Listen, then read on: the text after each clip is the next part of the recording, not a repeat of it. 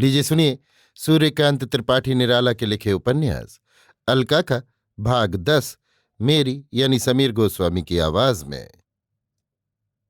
दोबारा हृदय को बल मिलने पर सब लोग गांव गए और भोजन पान समाप्त कर दोपहर को स्वामी जी के पास लौट आए। गांव में कोई उपद्रव नहीं हुआ। जमींदार साहब से नहीं मिले। दोपहर कुछ ढलने पर सबको लेकर विजय डिप्टी साहब के पड़ाव को चला। कुछ ही दूर पर उनका खीमा था। नजदीक जाकर देखा, हाल के पकड़े हुए चोर की तरह जमींदार साहब सिपाहियों के बीच में खड़े किए हुए थे। अभी तक डिप्टी साहब ने उनसे कोई कैफियत नहीं तलब की। वो 10 बजे खीमे के भीतर गए हुए अभी तक बाहर नहीं निकले। चपरासी इधर उधर बातचीत कर रहे थे। भूखों मार डाला साले ने, जी चाहता है गोली मार दे। कोई कोई आवाज विजय के कानों तक गूंज जाती है। उसने निश्चय किया कि आज आप लोगों को फलाहार रूप सूक्ष्म भोजन के अतिरिक्त माल मलाई की शायद विशेष सुविधा नहीं प्राप्त हुई। गर्म तवों पर घी न पड़कर एक एक बूंद पानी पड़ रहा है, जिससे ये छनकर आ रही है और चतुर्दिक धूमायमान है। पटवारी एक बार जमींदार को सर उठाकर देख लेता है, फिर अपने कागजात में पहले से अधिक दत्तचित्त हो जाता है। गांव के लोगों के जाने पर उसे जीवन में पहले पहल अद्भुत प्रकार का भय हुआ। जमींदार साहब तो बुधुआ को देखकर अधमरे हो गए, और लोग जितने थे उन सब से भी आज के अभियोग का ताल्लुक है। भविष्य पर विचार कर जमींदार साहब का थूक सूख गया। जितनी गुंजाइश झूठ कहने की थी जाती रही। एक महुए के पेड़ के नीचे विजय लोगों को उनका खास खास पाठ समझाने लगा और पूरा भरोसा देकर कहा कि वे भय न करें। जो डरता है उसकी बात बिगड़े बगैर नहीं रहती। जिसके दिल में जो कुछ है साफ साफ डिप्टी साहब से कहे। इसके लिए पहले बुधवा को ही उसने ठीक किया और समझा दिया कि सब लोग साथ रहेंगे। साहब के पूछने पर गवाही जरूर दें कि उनके सामने वो पीटा गया। बुधवा से कह दिया कि मुकदमा चलाने के लिए कहें तो कह देना, साहब मेरे पास मुकदमा चलाने को रुपया होता तो लगान ही वाले 2 न चुका देता, इतनी मार क्यों खाता। और लोगों को भी उनकी मार्मिक बातें समझाकर निडर कहने के लिए भेज दिया कि साहब के निकलते ही सब लोग बढ़कर लंबी दंडवत करना और बुधुआ को अपनी राम कहानी कह लेने देना। विजय उसी पेड़ के नीचे बैठा रहा। दौरे में हाकिमों को प्रायः मौका देखना पड़ता है। यहां भी एक ऐसा ही मामला था। सरहद के दूसरे गांव के जमींदार ने एक बाग बेदखल करने की अर्जी दी थी। उनके हिसाब से बाग बंजर था और लावारिस। बाग के स्वामी स्वर्ग सिधार गए थे। 3 और हकदार खड़े हुए। 2 दूर के भैयाचार, जिन्होंने बाग के अधिकारी के साथ मरने से पहले तक ताल्लुक नहीं रखा। मरने के बाद दोनों ने सर घुटाकर क्रियाकर्म कर डाला और कई महीने हो चुकने पर भी लोखर और लोटा लेकर अदालत पेश होते थे। तीसरा हकदार उस मृत मनुष्य का नाती लड़की का दूध पीता लड़का था, पर वो लड़की उसी बाग के अधिकारी रामनाथ सुकुल की है। अदालत में इसका पूर्ण प्रमाणाभाव था। मृत रामनाथ के भैयाचार जमींदार और पटवारी हाकिम के पूछने पर इनकार कर गए कि वो रामनाथ की लड़की थी। रामनाथ की कोई लड़की थी ये भी किसी को मालूम न था, क्योंकि रामनाथ के जीवन काल तक कभी किसी लड़की को किसी ने नहीं देखा। भंवर में चक्कर खा एक तरफ को झुकी हुई अब डूबी तब डूबी नाव के सवारों की रामनाथ की युवती कन्या और युवक दामाद की दशा थी। मछुए के बृहत जाल में जैसे गांव की सभी मछलियों को जमींदार ने अपनी तरफ अपनी पकड़ में अपने ही दयाबारी के वश कर रखा था। दूसरे जमींदार अपनी किसी दूसरे जमींदार भाई के ऐसे मामलात में दस्तंदाजी नहीं करते, ना अपनी रियाया द्वारा होने देते हैं। अभिप्राय ये कि कन्या और दामाद सब तरफ से निराश हो चुके थे। महुए के नीचे कुछ आदमियों को देखकर पति को लेकर रामनाथ की लड़की उधर ही चली। गोद में उसका बच्चा मुरझा रहा था। मां के कपोलों पर आंसुओं के कई सूखे तार लुप्त जल भरे हुए नदी पथों का प्राचीन प्रवाह सूचित कर रहे थे। बड़ी चेष्टा करने पर भी दुधमुहे बच्चे को उसकी जीविका से जीवन दे, गांव की कन्या और गौ पर कृपा करने की बार बार प्रार्थना करने पर भी जल में रहकर मगर से बैर करने वाला कोई भी न निकला। रामनाथ की कन्या गांव या बिल्कुल पड़ोस में परिचय के प्रमाण न पा हताश हो चुकी थी। पर मनुष्य की आशा बड़ी अद्भुत है। महुए के नीचे कुछ आदमियों को देखकर पुनश्च कुछ आश्वस्त हो बढ़ी। भैया, विजय को लक्ष्य कर पूछा, तुम इसी गांव में रहते हो? हाँ, क्यों? युवती अपना हाल कह गई। विजय ने अपने आदमियों से पूछा। जगतू ने कहा, ये सरजू बुआ है, रामनाथ दादा की बिटिया। वो उनकी बाग है। आम बीनने आती थी जब ब्याह नहीं हुआ था। हम लोग आम छीन कर खाते थे और रुलाते थे। क्यों बुआ, है याद? बुआ के आंसुओं से सूखे चर्राए कपोलों पर दुख के समय भी बाल्य की एक सुखकर स्मृति से लाज विजड़ित मंद सहृदय हंसी चक्राकृति फैल गई। विजय ने कहा, आप निश्चिंत रहें। जरूरत पड़ने पर आप जगतू तथा और 2 आदमियों को शिनाख्त के लिए ले जाएं। ये भी कह दें कि गांव जमींदार का है। गांव से गवाह नहीं मिल सके। लोग जमींदार से दबते हैं। हाकिम को विश्वास हो जाएगा। जरूरत पर जबानी कहला दें। अगर आज फैसला न हुआ तो ये दूसरी जगह भी नामजद होकर गवाही दे आवेंगे। पर हाकिम को विश्वास है, जान पड़ता है। इसीलिए भैयाचारों की हिम्मत और भैयाचारी वो देख रहे थे कि लड़की के संबंध में क्या कहते हैं।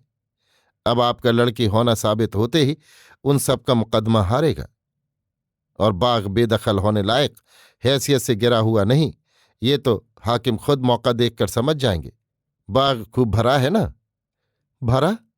स्वामी जी, 15 से कम भेड़िए न निकलेंगे। और आम, महुए, जामुन, खीरनी, बेर, इमली, कैथे, पीपल, पकरिया, इनके अलावा हजारों झाड़ और चारों ओर से कटेली झाड़ियों का घेरा। बाग है पूरा बन। वो देखिए, बेनई देख पड़ती है।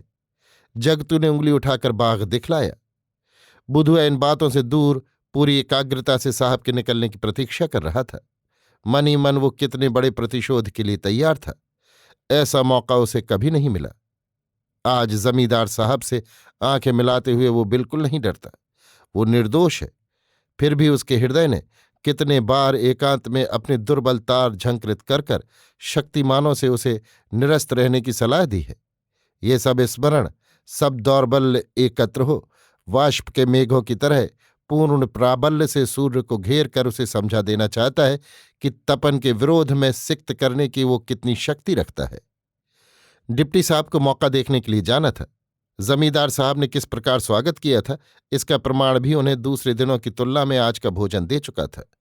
जमींदार से वो नाराज थे, इसलिए कि दाम देने पर भी वो सामान नहीं जुटा सका। अवश्य दाम का कहीं नाम तक नहीं लिया गया। दाम की आशा होती तो माल आशा से कुछ अधिक मिलता। पर कर्मचारी लोग जहां आंख दिखाकर धर्म पालन करा लेते हैं और दाम खर्च की तालिका पेश कर अपनी जेब में रखते आपस में बांट लेते हैं, वहां दाम के संबंध में वे इतने उदार क्यों होने लगे? फिर जब जमींदार स्वयं उनका खर्च चलाते हों। कर्मचारियों की तरह जमींदार भी फायदे में रहते हैं। माल उनके घर से नहीं जाता। वो सिर्फ 8-10 सेर आटा और 1.5-2 सेर दाल घर से मंगवा देते हैं। बाकी सब्जी, घी, दूध, मिट्टी के बर्तन और गड़रियों के बकरे तक रियाया से लेकर देते हैं। मुनाफा ये होता है कि कर्मचारियों से उनकी पहचान बढ़ती, अदालत में काम निकलता है। इसीलिए डिप्टी साहब के आने पर सिपाहियों के साथ आजकल के सुशासन के तौर पर कलेक्टर साहब का अतिरंजित प्रचार और प्रजा की श्रद्धा की जगह भय मुद्रित कर टेढ़ी उंगलियों घृत निकालने की कहावत चरितार्थ करते हैं। अब के ऐसा नहीं हो सका। केवल आटा, दाल और 1 रुपये का घी और 3-4 सेर तरकारी दूसरे गांव से खरीदवा कर भेज दिया था। डेरे के सिपाहियों का 2 सेर दूध था। वो दूध चला गया था। इससे डिप्टी साहब और उनके कर्मचारियों को ही पूरा नहीं पड़ा। सिपाही चपरासियों की बात क्या, पर देवता से गण प्रभाव में बड़े होते हैं, ऐसा शास्त्रकारों ने लिखा है। देवता थोड़े उपचार से प्रसन्न हो सकते हैं, पर उपदेवता बिना बलिदान के बात नहीं करते। डिप्टी साहब के धैर्य के लिए चीजें न मिलने की कैफियत काफी होती, पर सिपाही और चपरासी कभी कैफियत नहीं देखते। उन्होंने कर्मचारियों से सलाह कर साहब से कह दिया कि जमींदार ने दाम देने पर भी कोई मदद नहीं की। उल्टे कहा, मैं डिप्टी साहब का नौकर हूं, चीजें कहाँ मिलती हैं चपरासियों को पता नहीं था। कचहरी का वक्त हो जाने के कारण वे दूसरे गांव नहीं जा सके। कमर बांध कर तैयार हो गए, भूखे खड़े हैं। डिप्टी साहब को इसके प्रमाण की जरूरत नहीं हुई, क्योंकि ऐसा मुकदमा अभी तक उनके पास नहीं आया। जमींदार को बुलवाकर उन्होंने बाहर बैठाल रखा। अब निकलकर सरकार क्या होती है अच्छी तरह याद करा देंगे।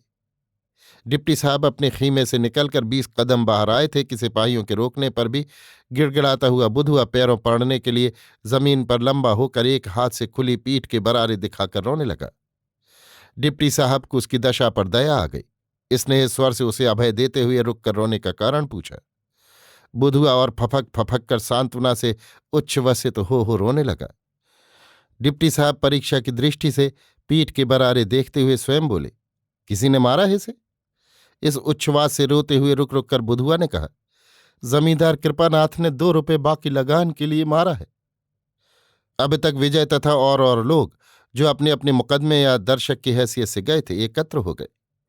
कुछ सिपाही जमींदार साहब को घेरे हुए वहीं खड़े थे। धीरे से किसी ने कहा, हुजूर, जमींदार साहब हैं इसी मिजाज के। साहब रुक गए, पटवारी को बुलाया। भय और श्रद्धा के कुबड़ से भार ग्रस्त केवल सर उठाए ऊंट की चाल से दौड़ता हुआ पटवारी आया। साहब ने कहा, इसके जोत की पैदावार पर साल की क्या है बताओ। सलाम कर पटवारी ने कहा कि साहब की आज्ञा न रहने से पैदावार वाली बही वो नहीं ले आया। हुक्म हो तो कल लाकर पेश करे। बुधुआ से साहब ने कहा, तुम जमींदार पर मुकदमा चला सकते हो। जैसा सिखलाया हुआ बुधुआ ने कहा, हुजूर, रुपया होता तो लगान न चुका देता, मार क्यों खाता? साहब ने जमींदार को पूछा। बढ़ाकर सिपाहियों ने परिचय करा दिया। कृपानाथ की जबान से निकला, हुजूर, ये लोग कांग्रेस में मिले हैं और एक आदमी वो खड़ा है, तमाम गांव बिगाड़े हुए हैं, सारी करामात इसी की है। साहब ने विजय की तरफ देखा। विजय बढ़ गया। ना जाने क्यों साहब के मन में विजय के प्रति इज्जत पैदा हुई। पूछा, आप कांग्रेस में हैं? जी नहीं। आप यहां के रहने वाले हैं? जी नहीं। फिर यहां क्यों हैं? किसान लड़कों को पढ़ाना मेरा लक्ष्य है, मैं और कुछ नहीं करता।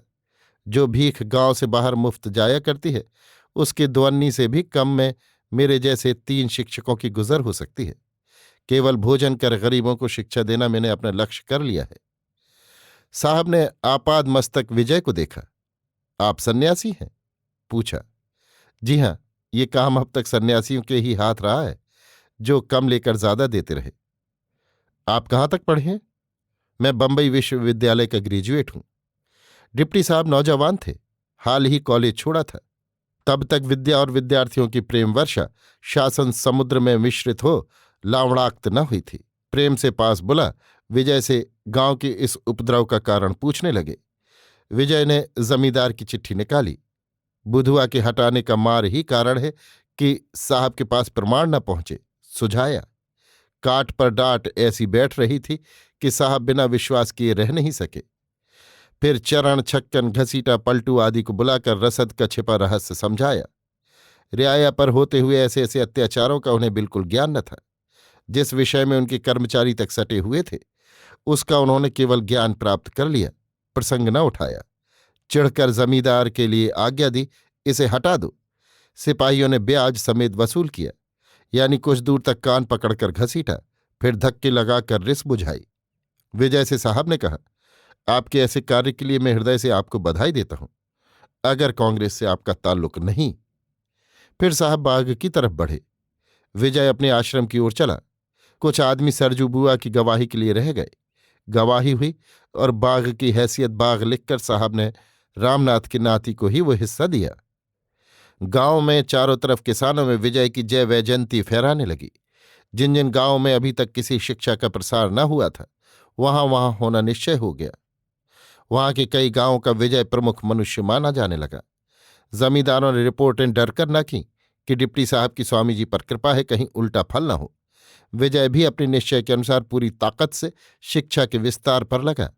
उसके पास कुछ ऐसे भी लड़के आने लगे जिन्होंने पास वाली पाठशाला से चहर्रम पास किया था, पर अर्थाभाव के कारण मिडिल पास करने तहसील वाले मदरसे नहीं जा सके। अभी आप सुन रहे थे सूर्यकांत त्रिपाठी निराला के लिखे उपन्यास अलका का भाग 10, मेरी यानी समीर गोस्वामी की आवाज में।